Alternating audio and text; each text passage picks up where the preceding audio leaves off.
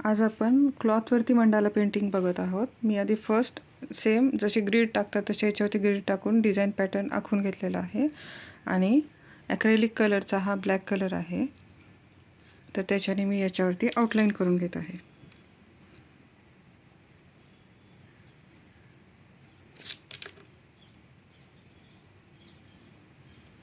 अशा पद्धतीने आपल्याला हा पूर्ण मंडाला क्लॉथवरती तयार करायचा आहे.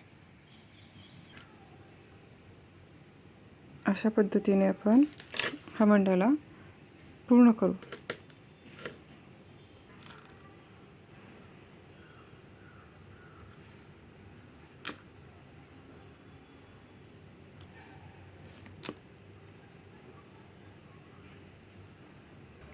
या पद्धतीने आपण मंडालाच्या मधली फिलिंग करून घेऊया. जिथे आपण पेनाने फिल करायचं ना, तो पार्ट आपण कलर आणि ब्रशच्या साहाय्याने फिल करूया.